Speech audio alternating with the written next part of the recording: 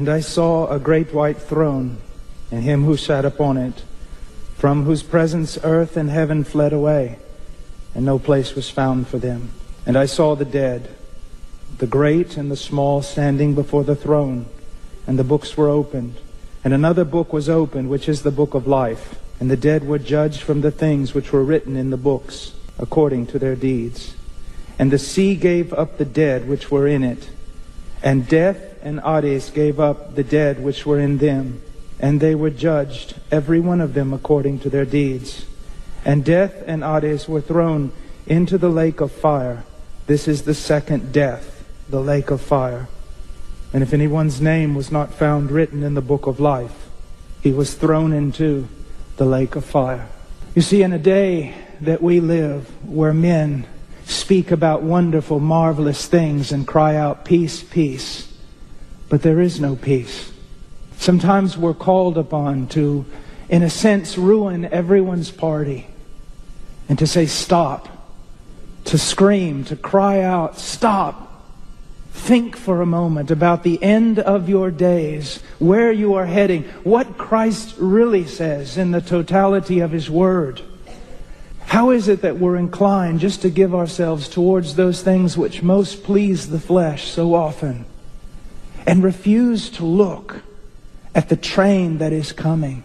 Yea, it might be a slow train, but it is a train, and it is a certain train, and it is coming. The day when all men will stand naked before God.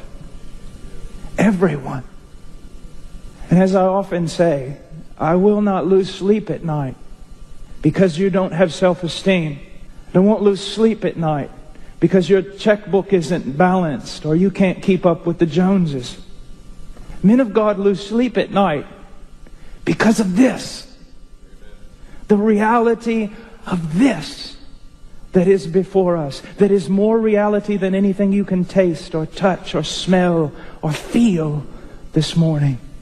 The reality of the judgment of God. Now, first of all, he starts out by saying then. Literally in the Greek it's and. And what John is doing is he's referring this text back to the one that precedes it. And what is going on in the text that precedes the judgment? God once and for all is putting an end to the devil.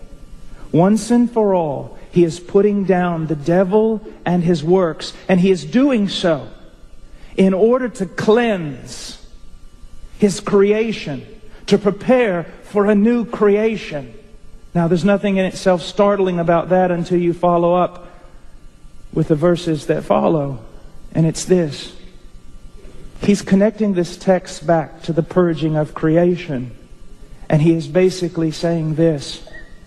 In order for the new heaven and the new earth to come about, creation must be purged of the great enemy, the devil. And after He has put down the devil, then He turns to another enemy, man.